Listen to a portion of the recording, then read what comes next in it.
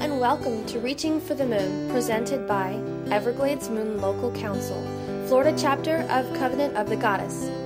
COG supports individual works by its covens, members, and local councils. It's a vibrant network of a myriad of Wiccan and witchy resources, religious support, friendships, service opportunities, and more. To find out more, visit our website, emlc.net, our Facebook page, facebook.com/EvergladesMoon, or Twitter, @EMLCTweets.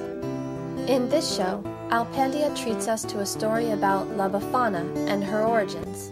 Lord Coyote Morningstar sings for us a Yuletide original by Mike Goetti called Hark, the Panpipes. Next, Equitas follows with an astrology lesson on the fixed stars, and he gives us a way to capture their energies for magical use.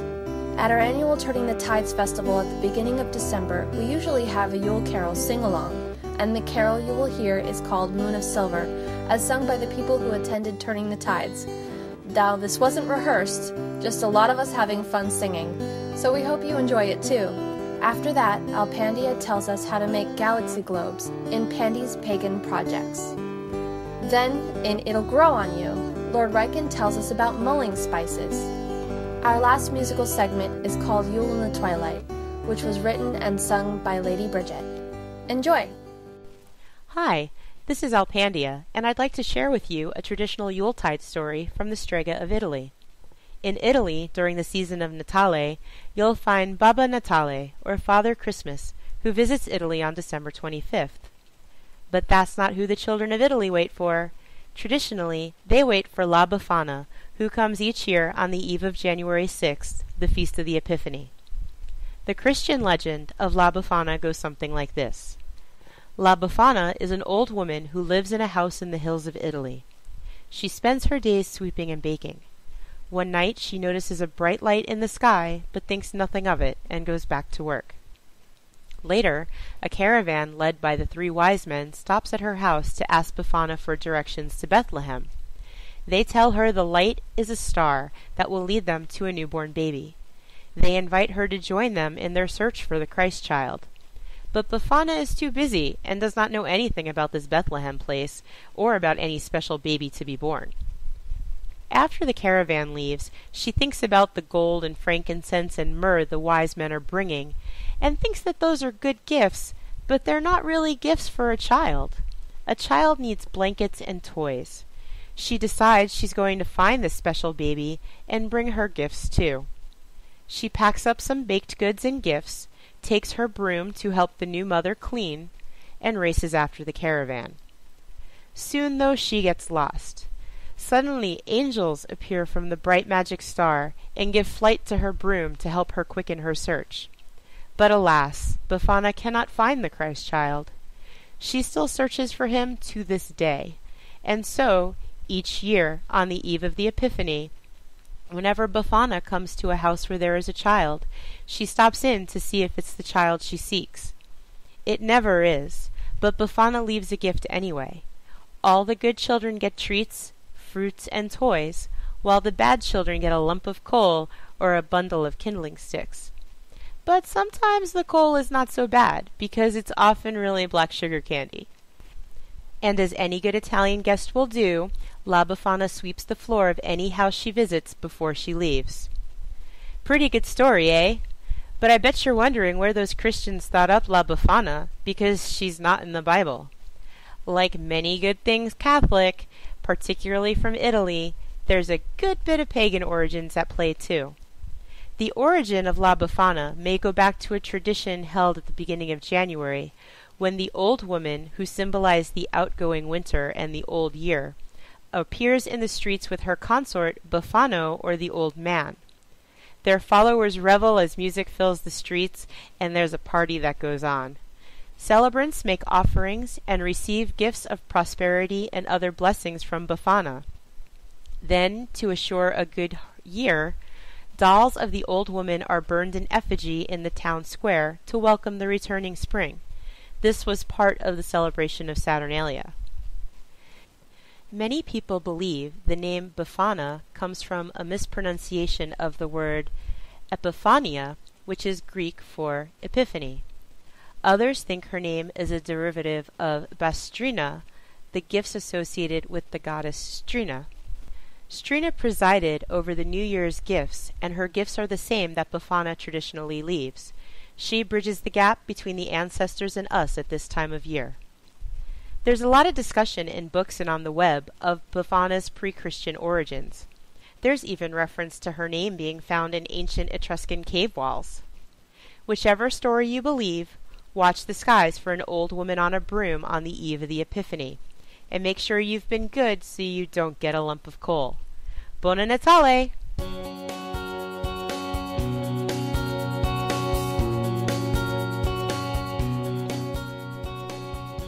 Happy and blessed Yule. My name is Coyote Morningstar, and I'll be singing Hark the Panpipes by Mike Goatee, written in 2009. Hark the panpipe shepherds sing, glory to sweet nature's King. Joy on earth as men run wild, earth and heaven reconciled. Proudly now his phallus rises, taste the wine of Dionysus. Hear the woodland hosts proclaim, silenced Pan is born again. Hark the panpipes mortals sing, glory to the woodland king. Hello everyone, my name is Equitas, and I'm an astrologer. In today's segment, we're going to be exploring some very famous fixed stars. Fixed stars is an astrological term that denotes very large, prominent suns far away in our galaxy and other galaxies. These stars are connected to constellations, and constellations help give us a clue as to the archetypal meaning that is connected to these fixed stars. Fixed stars are very important for us because if we have them, a planet, moon, sun conjunction, any of these fixed stars within 1 degree, this is going to have very particular meaning for us.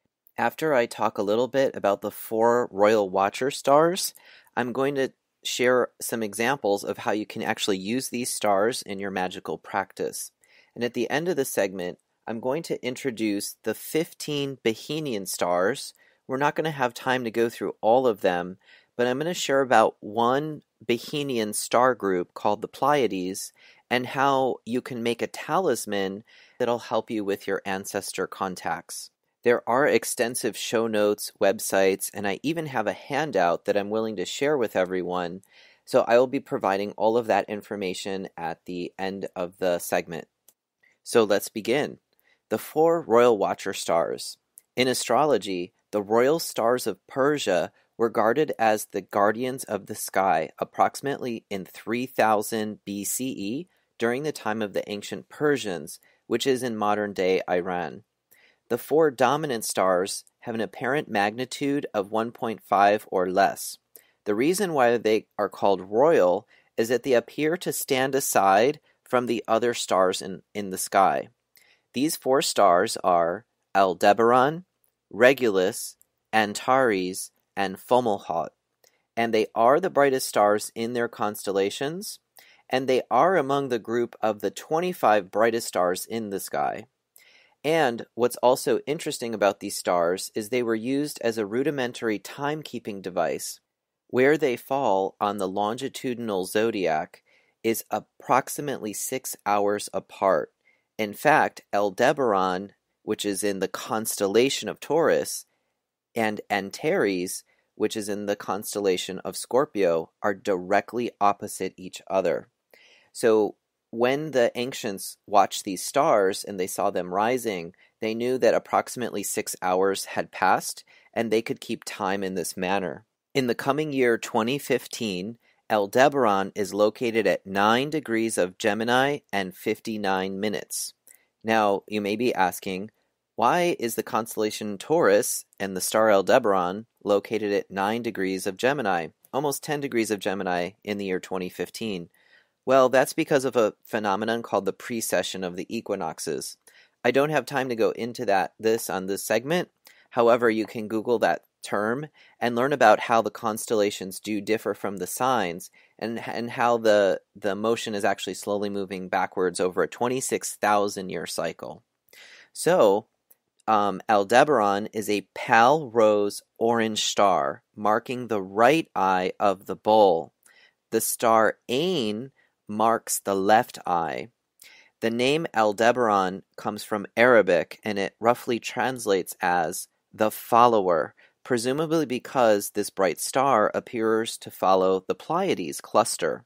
The keywords for this star, again, if you have an angular house cusp, a sun-moon planetary conjunction on your astrology chart, it can grant you eloquence, high honors, integrity, popularity, courage. It's also associated on the flip side with warmongering, agitation, danger, loss, and violent death. Some of the keywords in the fixed stars are very dramatic because they come from the medieval texts and the ancient periods when violence and life was, a part of their daily lives. So we, as astrologers, have struggled to really update the keywords, but we can deduce some knowledge from the ancients as it carries forward, is that what we know about bulls and Tauruses in general is that they're very, very calm, but if they are agitated, you don't want to upset a Taurus. And also, where it might get this reputation for warmongering is because right next to the Aldebaran star is another group of stars called the Hyades, which is known as a rash on the face of the bull. So these are different things that, especially if you're in the first decan of Gemini, as you approach, like 7, 8, 9 degrees, if you have any points there, you may be somebody that is prone to being set off very easily because it's close to this star group, which is associated with the constellation Taurus. However, Aldebaran in all of astrology has thought to be eminently fortunate star. It can portend riches and honor, and many other benefic keywords are associated with it. Regulus is our next famous royal star. In the year 2015, it's going to be roughly at 0 degrees Virgo 2 minutes. Now, even though we call Regulus a star singular, Regulus is actually a multiple star system composed of 4 stars organized in 2 binary pairs. So there's basically 2 binary stars that both circle each other, and then the 2 binary pairs also encircle one another in the sky. And this star system is located 79 light years away from Earth. The keywords for this star are nobility, ambition, alertness, great power, status, leadership, and on the flip side, sudden downfall, accidents, and violence. However, said by some to be the most benefic star in the universe. Antares, which is located in the constellation of Scorpio, in the year 2015 is going to be at 9 degrees Sagittarius 59 minutes, and its name, Antares, literally means rival of Aries. It is a red binary star, so again we have another double star configuration. It is considered fiery red, and its companion is emerald blue-green. It's absolutely gorgeous. If you can get a very high-powered telescope or go to a museum where they can zoom in on it, the whole swath of the sky, basically from late Virgo, Scorpio, Sagittarius, even parts of Capricorn, it's very, very beautiful. And this is where many, many stars are, because at approximately 26 degrees of Sagittarius, we have the galactic center, which is the center of our galaxy. So many, many stars appear in this area of the sky from our vantage point. Some of the keywords associated with Antares are spirit of adventure, obstinacy, injuries to eyes, high honors, and also sudden loss. People born under this star are considered stubborn, sometimes suspicious, and sometimes experience violent or get into careers that are violent, such as the military. The last of our royal watcher stars is called Fomalhaut. Now, Fomalhaut is in the constellation Pisces Austrinus. This is not the constellation Pisces that we're familiar with, which is next to Aquarius on the ecliptic, which is the sun's path through the sky. Pisces Austrinus is below the constellation of Aquarius, and as Aquarius is pouring his water jug, which is known by many as also as a stream of consciousness, it's actually going towards the mouth of Pisces Austrinus, which is below Aquarius, and it's going towards the mouth of the fish. And Fomalhaut is the brightest star in that constellation, and it's a single fish, whereas Pisces is a double fish. Fomalhaut is close to where the fish's eye might be in the constellation. According to tradition, this star is of quite variable effect, either very good or very bad, depending on the overall cosmic structure. It is assumed, however, that the helpful influence is the greater one, and if in conjunction with Mercury, it is said to stimulate mental capabilities and promise success as a writer or scientist. On the ascendant and in good aspect, tradition has it that this star will make for fame and a name remembered forever. In conjunction with Venus, there will be advantages in artistic pursuits. In my own personal research with Fomalhaut, I would tend to agree that people that have planets or suns, moons conjunct with this star have a very artistic, they're very good at poetry, art, creativity, things that we would actually associate with a very watery character, a Neptunian type nature. So now that you know about the 4 Royal Watcher stars, those of us in magical practice are very familiar with the concept of the 4 elements. So something that you can actually do with these stars is when you're casting Circle and you want to invite some guardian spirits in. Aldebaran is in the constellation Taurus, which is associated with Earth. Regulus is in the constellation of Leo, associated with fire. Antares is in the constellation of Scorpio, associated with water. And Fomalhaut, this will be a little bit of a stretch because it is a constellation of a fish. So again, we might think of water again, but because it's receiving the stream of consciousness from Aquarius, and Aquarius is an air sign, we can connect it with the element of air. So there we have our 4 Royal Watcher stars. Now, I'm going to give you a website that you can look up more information about these stars and many, many other stars in the sky. And this website is called www.constellationofwords.com. Again, constellationofwords altogether.com.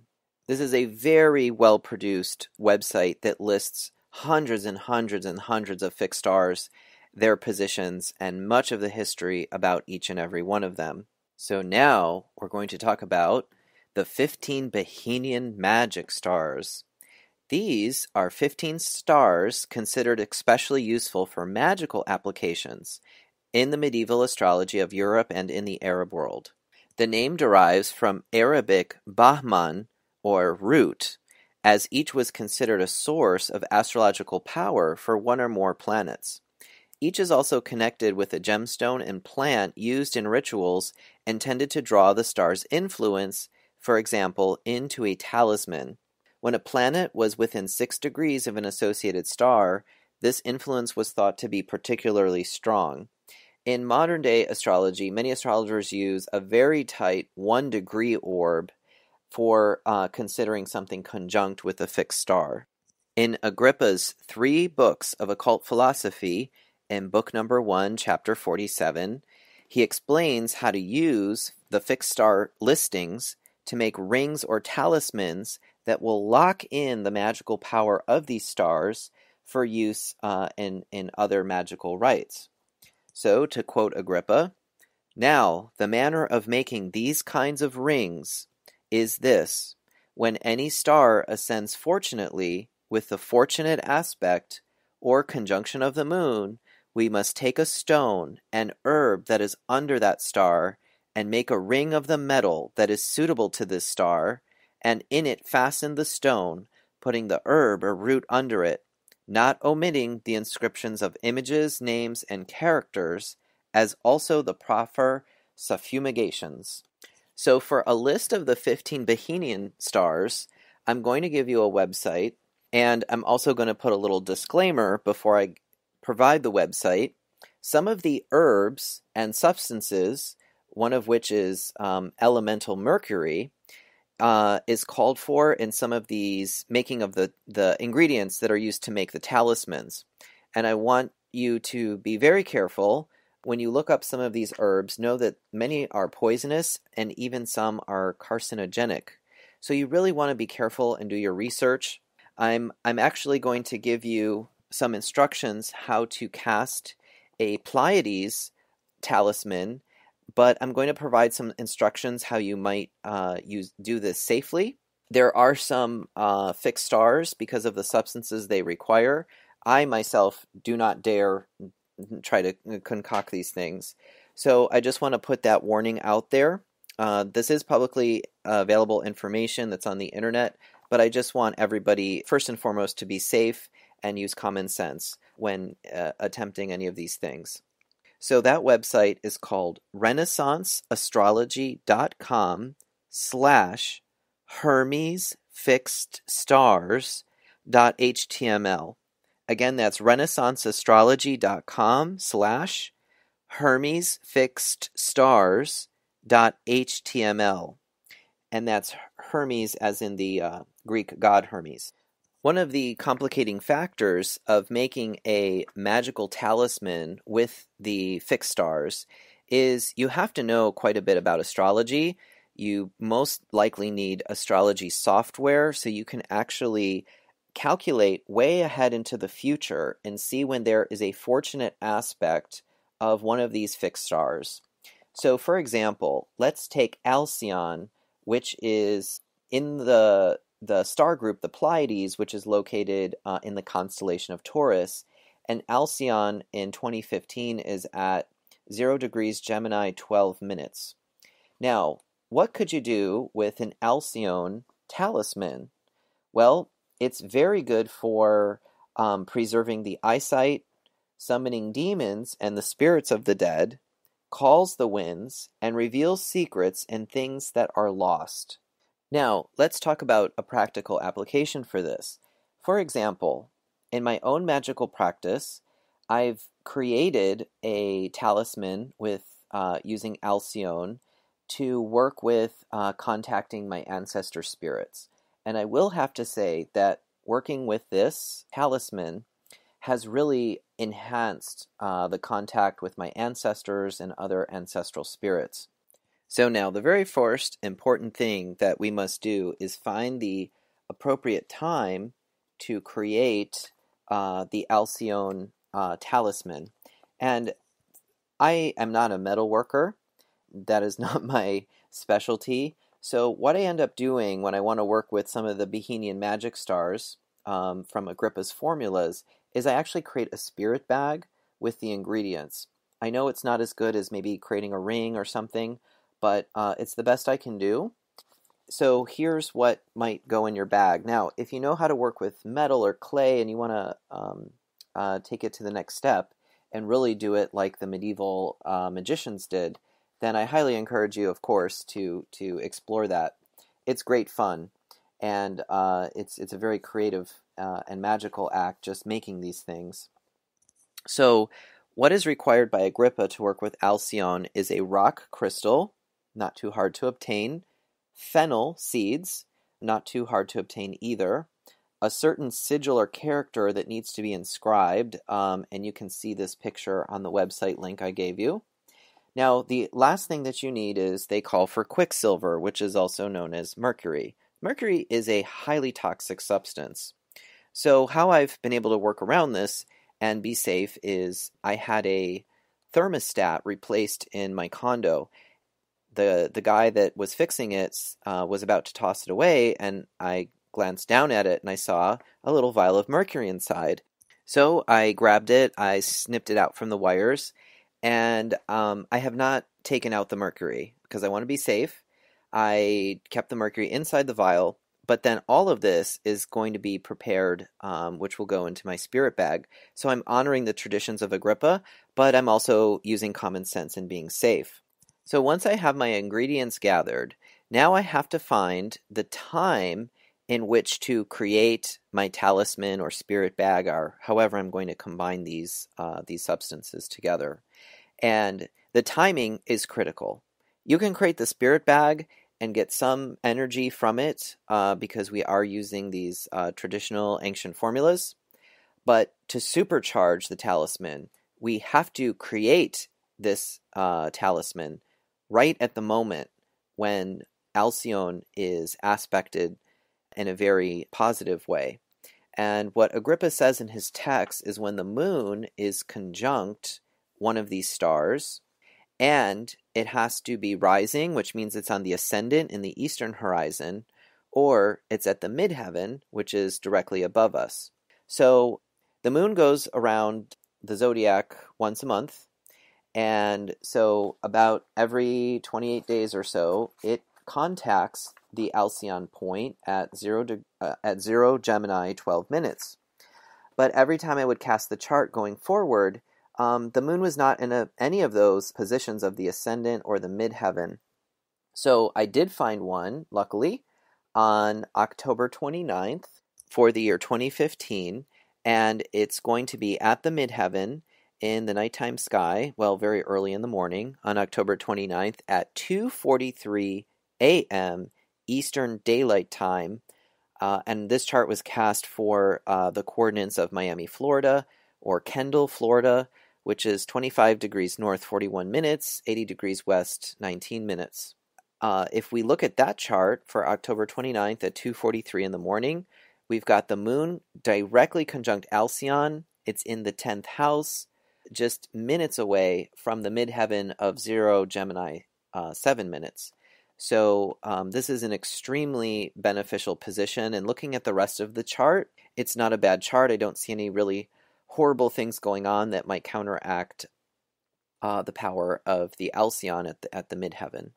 So that's our exploration into medieval astrological magic and the ancient 4 royal watcher stars.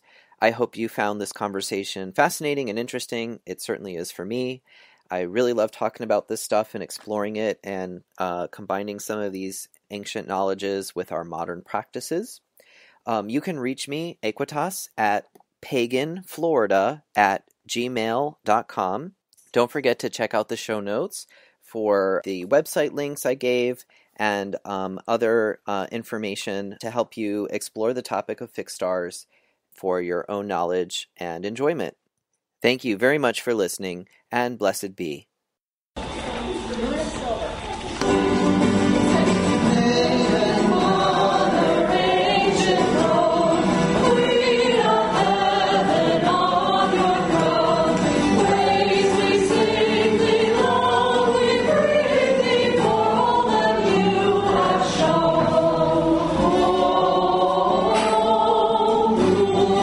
Silver, son of gold, gentle lady.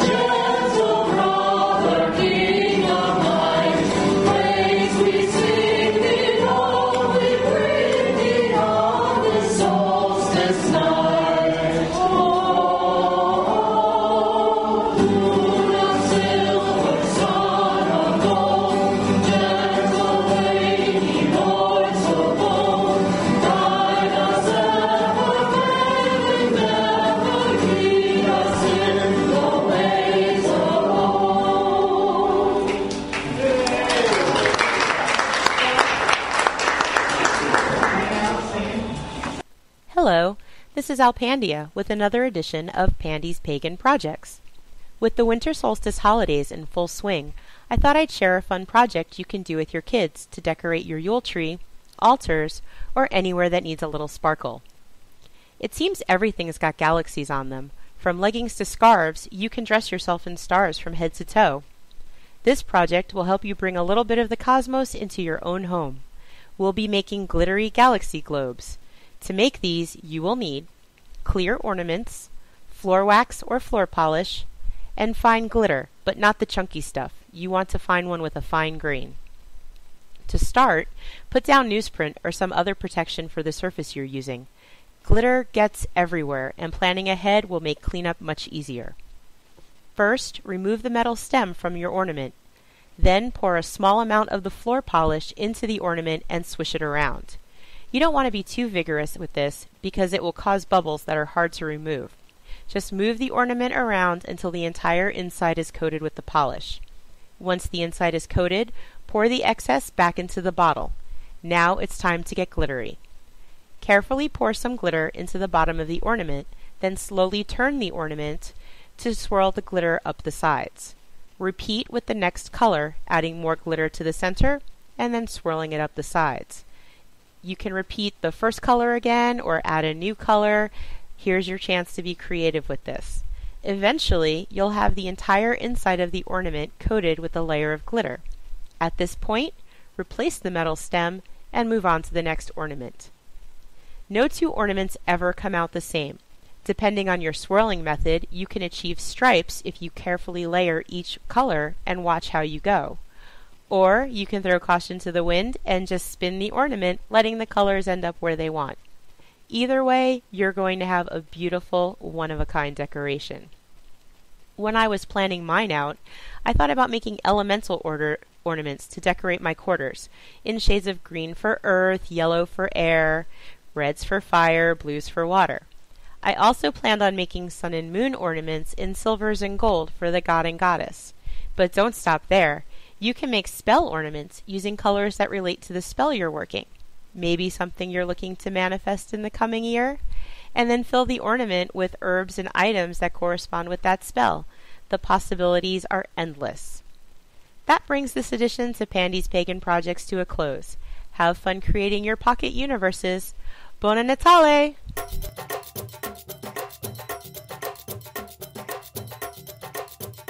Hi, this is Lady Bridget, And I'm here with Lord Riken. who's going to tell us all about mulling spices. Hey everybody, it's Lord Riken here. Happy holidays, whichever holiday you're celebrating. Yule, hopefully. I'm going to talk to you about something near and dear to my heart. Mulled wine, mulled cider. Something I enjoy quite a lot.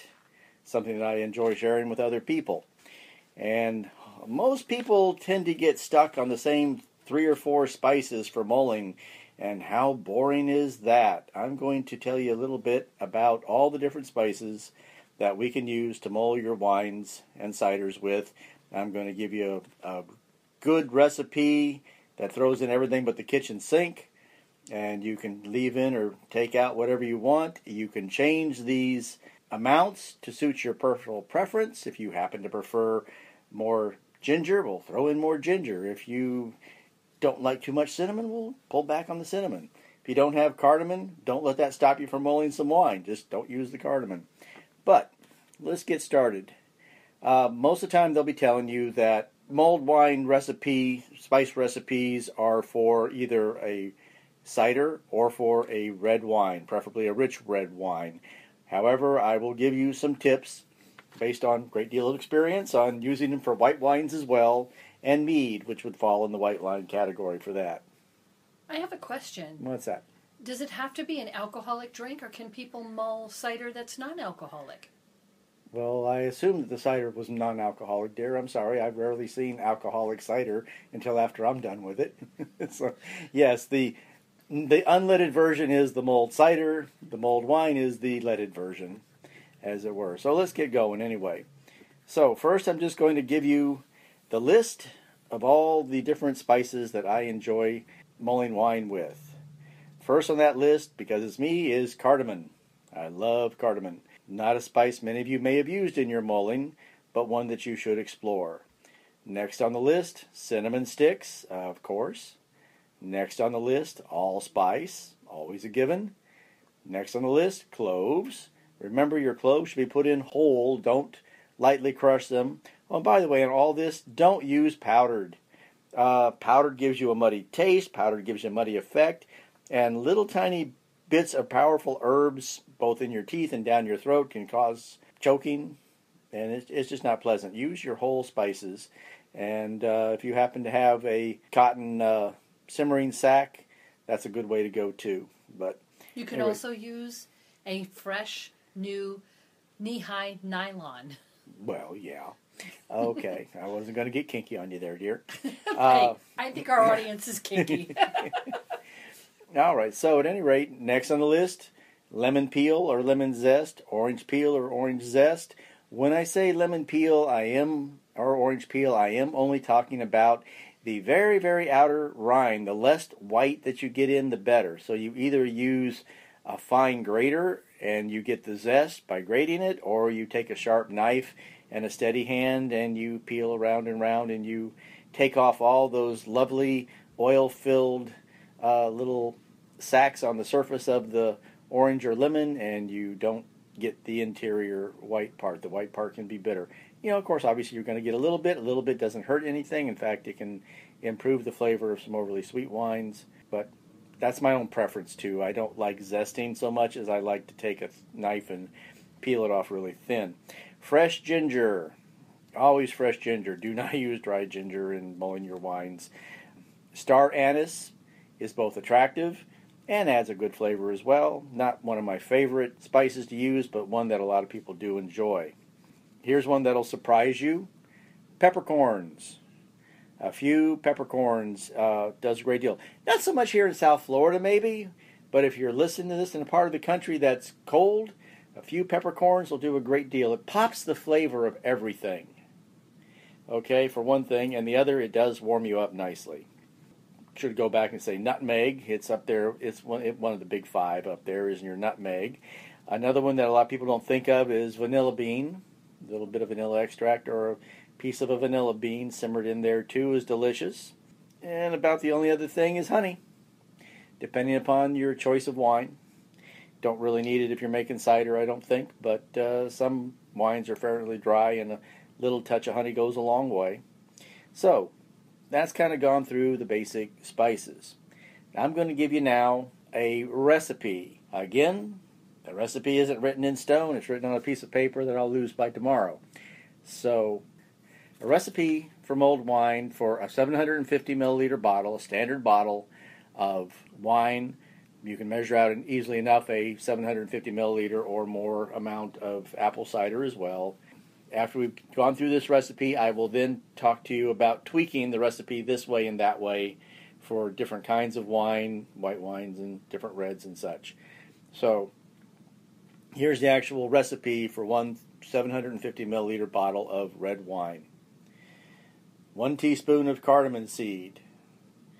Yeah, if you go to the store and you're buying the pods, try to get the thin pods and go to an Indian food store to get them. If you go to Publix to buy your cardamom, they're going to sell it to you in big fluffy pods. Do not buy that. Please go to an Indian food store and buy some thin-skinned cardamom, either green skin or brown skin. I like the green skinned myself. If you get the thin skinned, you can leave them in the skin. Personally, I like to break the skin open and let the seeds enter the mixture directly. 3 cinnamon sticks, the zest or thin slices, the peel of 1 orange, the zest or thinly sliced peel of 1 lemon, 1 inch of ginger root, sliced thin, okay? The thinner you slice it, the more ginger zing you're going to get. If you want more of a taste of ginger in there, a little less, but about 1 inch of good fat, fresh root, sliced up however you want it. Peel it first if you're so inclined. I don't bother. A tablespoon of whole cloves, a tablespoon of whole allspice berries, a vanilla bean or part of one, or about a teaspoon of vanilla extract, and a few star anise to taste if you're so inclined, and 4 black peppercorns. Now, the main thing, a lot of times, and I do not understand this, the recipes you find online will tell you, oh, put your apple cider into a pot and bring it to a heat and put all the spices in it and simmer, simmer, simmer. You're destroying all the flavors in your cider or your wine when you do that. I put all these ingredients in just enough water in a saucepan to cover them, and I simmer them for about 10 minutes. It sets up the house wonderfully well.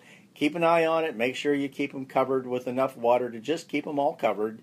You know, what we're talking here in the bottom of a saucepan, we're talking a cup of water, cup and a half maybe, but more like a cup of water.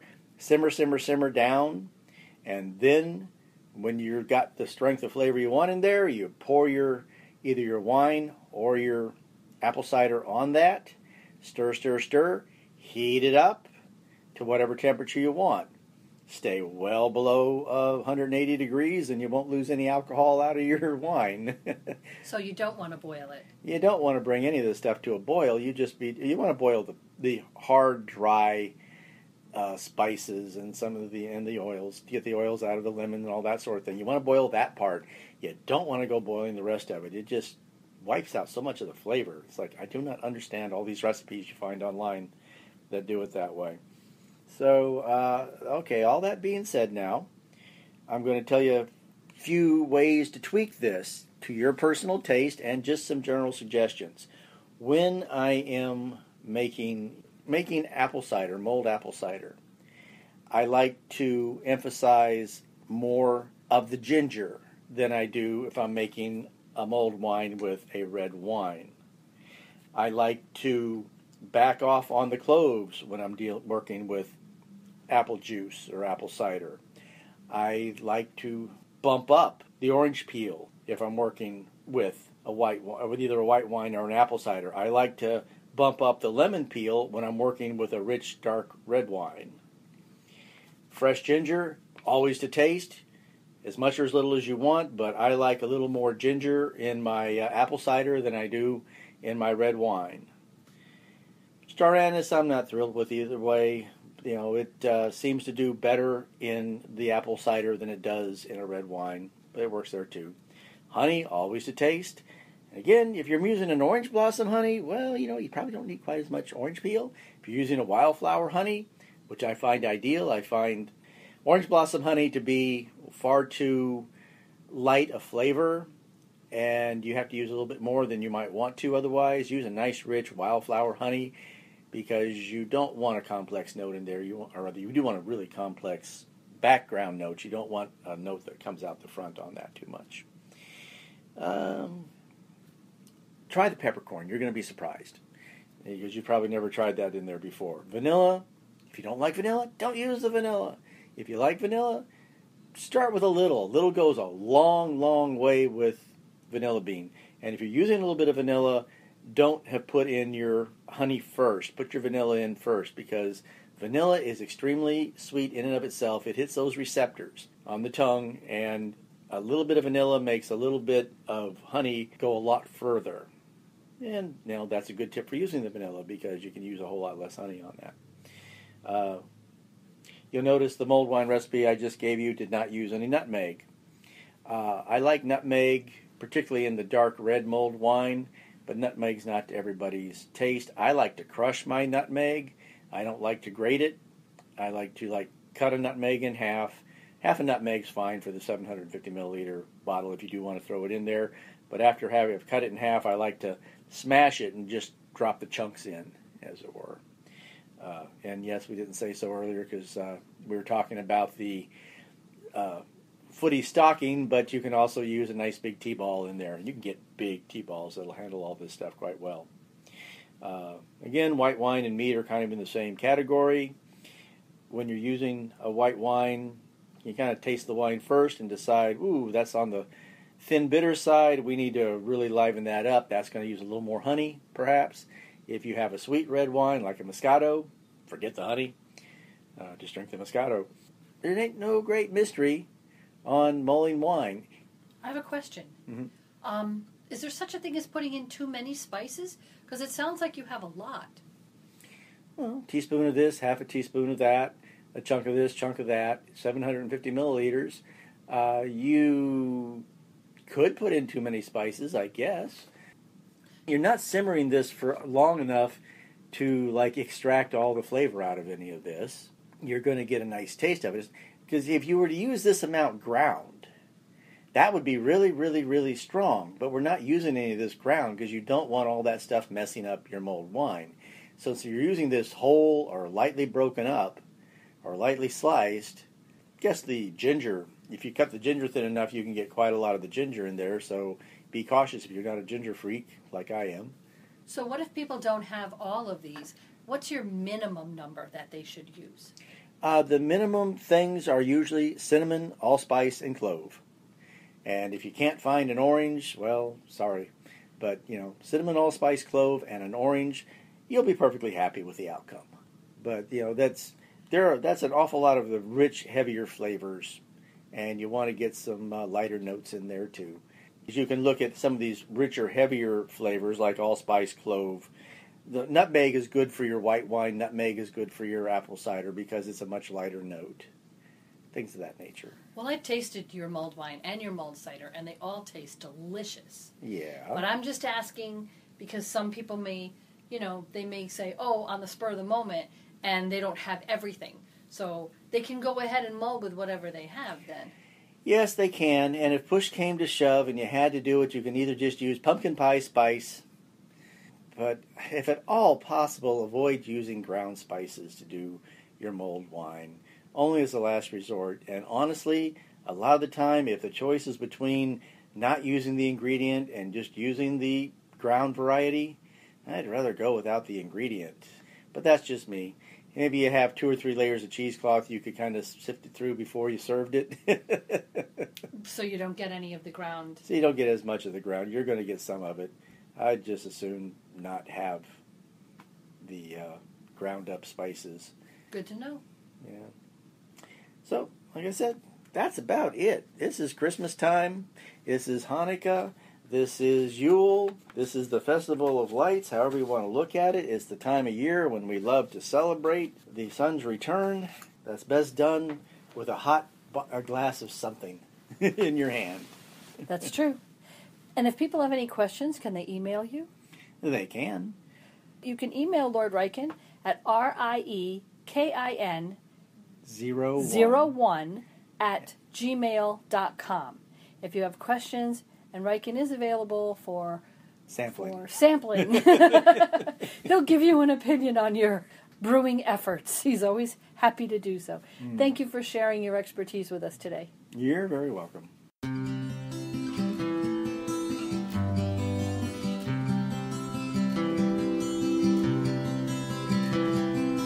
Yule in the twilight, candlelight flickering, softly reflecting on ivy entwined. Rooms rustle quietly, incense smokes silently. All mundane matters are now left behind. Welcome the Sabbath, the circle is cast. Once more we enter between. Here where the future is one with the past, and all that was hidden is seen.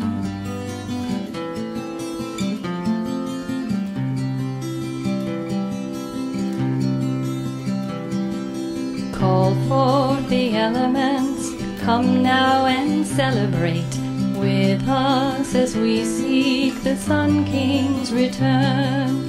Honor the goddess, seeking her bountiful guidance and wisdom, so much yet to learn. Welcome the Sabbath, the circle is cast. Once more we enter between. Here where the future is one with the past, and all that was hidden is seen.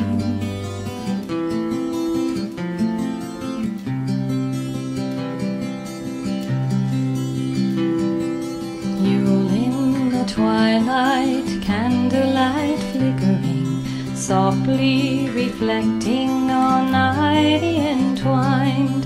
Robes rustle quietly, incense smoke silently, listening closely, we wait for a sign. Here come the mighty ones, the chill is beside us, shadows are leaping as candle flames burn. Goddess is imminent as we all realize, here we shall witness the Sun King's return.